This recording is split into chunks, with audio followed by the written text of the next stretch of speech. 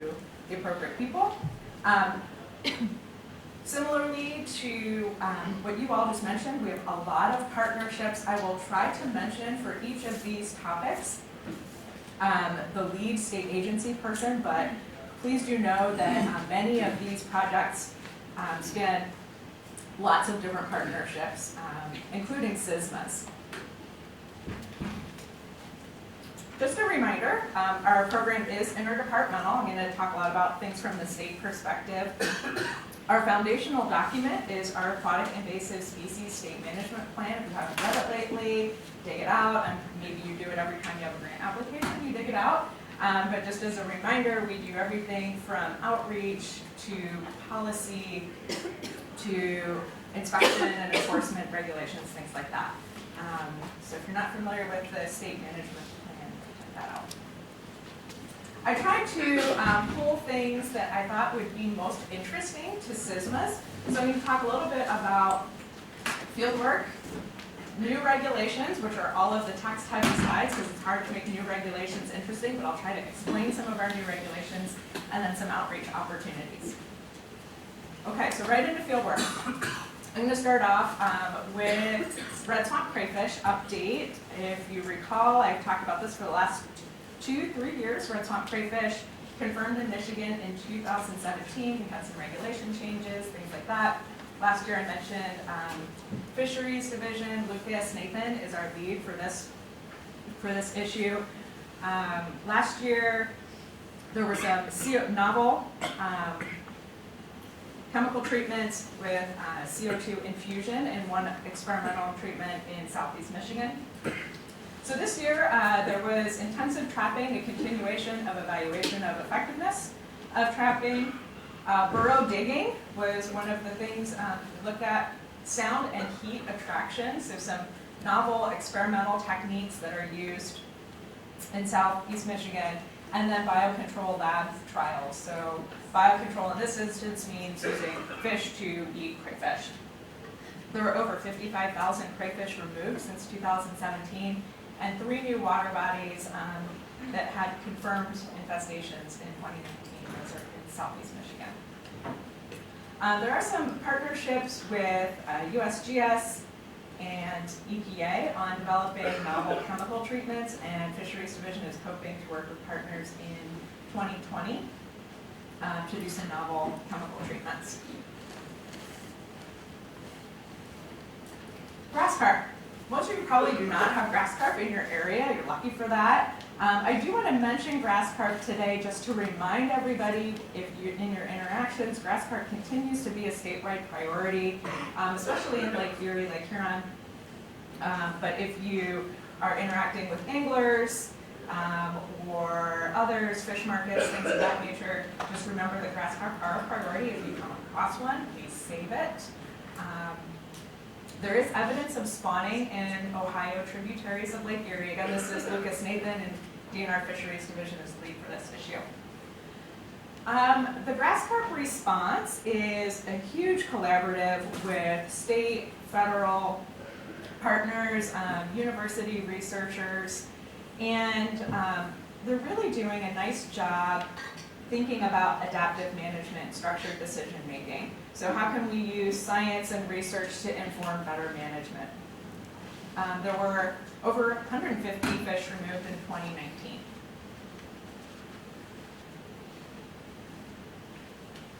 This is a new initiative with DNR Parks and Recreation Division. Christina Bogger, wherever she went, is the lead for this particular issue. And this was really in response to a lot of questions aimed at DNR Parks and Rec about, what are you going to do about aquatic invasive plants at public access sites? And so PRD worked with several partners, Fisheries Division, MSU Extension, to take an initial look at what's near boating access sites. So it was a randomly selected design where they had summer crews traveling around the state, doing rig tosses from the shoreline, from docks, to try to get an idea of the type of aquatic invasive plants at public access sites. So Christina's got some results here. 45% of The sites did not have any of the aquatic invasive species that they were looking for. They looked at 157 different sites. Many of the sites did not have correct signage, so that was something else the summer interns were looking at, what signs are up. So that's an area that PRD is going to look to improve signage at access sites. I should add, if you notice any access sites that do not have the appropriate signage, tell Christina, please. They were looking for European frogbit, curly-leaf pondweed, and starry stonewort. Those were the only aquatic invasive plants found in the lower peninsula. Parrot feather and hydrilla were not found. PRD is working on next steps to figure out what they want to do with these data, if they want to collect more data, and so forth. Okay. In the lake surveillance, this is, oh gosh, it says DEQ again. I used my presentation from last year. This is a project that is led by Billy Kuiper. He's not here today, so I can attempt to answer any questions. And so this slide should look familiar.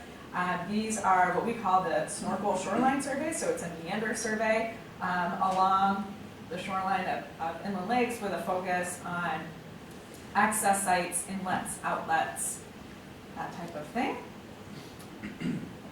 So here's a compilation of all of the sites from 2014 to 2019. These lakes are not randomly selected. It's a process where Water Resources Division works with Fisheries Division, other partners, and they have kind of a list of questions to help pick out their inland lake surveys. There are about 10 to 20 lakes surveyed each year. This is funded through GLRI. And so we are always open to lake suggestions. So if you have an inland lake in your service area that you would really love to have a more intensive aquatic invasive species survey, let us know. Let Bill Kuiper know. The data are in MISM, and then there are also detailed staff reports where you can see not just generally for the lake, but each location that was sampled in the lake. There have been no new watch list species detections, but there have been new detections like Carolina fanwort, starry stonewort, things like that. Aquatic invasive plant responses. Again, this is Eagle Water Resources Division. Billy Kuiper is the lead for this.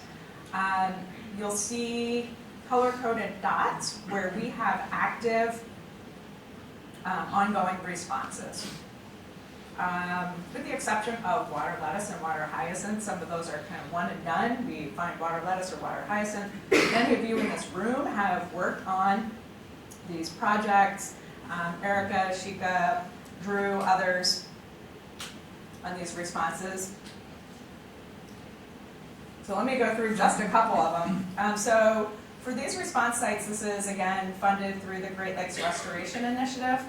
And we're looking for watch list aquatic invasive plants. And we've committed to responding to those. So for European frogbit, there have been new detections in, gosh, I can't see that, Oakland County wetlands. So that's Erica's area. She's working really hard on that. About 30 different ponds. The lower Grand River, some new detections, and Pentwater State Game Area, that's Drew's area, so he's had a lot of fun with that. And then we have ongoing responses in Reed and Fisk Lake in Kent County. So this year, 4 hand removals, over 200 pounds, and then some herbicide treatments.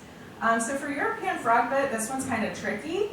It's widely distributed from the St. Mary's River down to Lake Erie, and so we're working with Central Michigan University, the SISMAs, other partners to develop an adaptive management framework, kind of taking note of the way Fisheries Division has handled grass carp, trying to really bring together management control, understanding impacts, and improving response.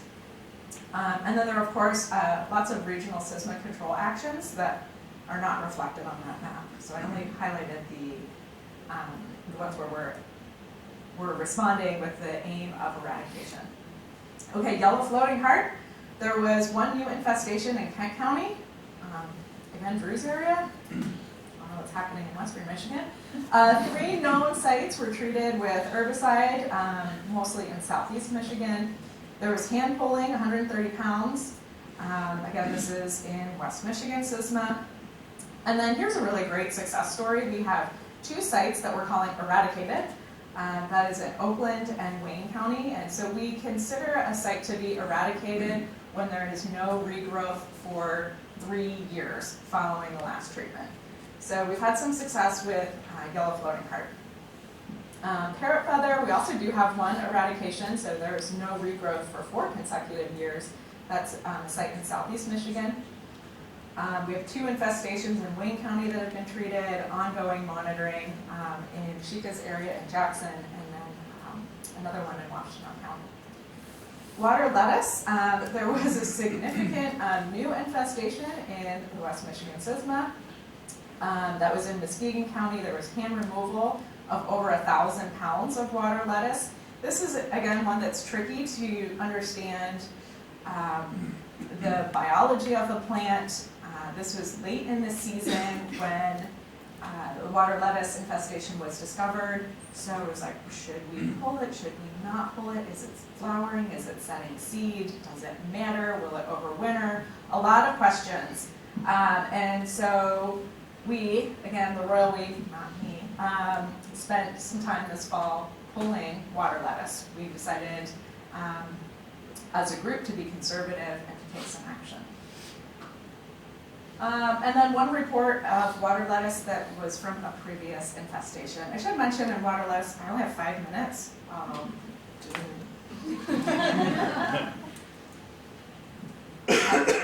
Redmond Creek, there's some pictures of some of the field activities, mostly in West Michigan there.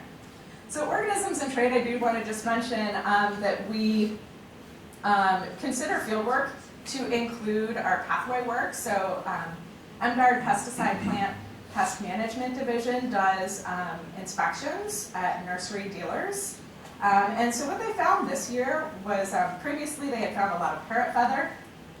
This year they found purple loosestrife in one location and then Japanese knotweed in another location.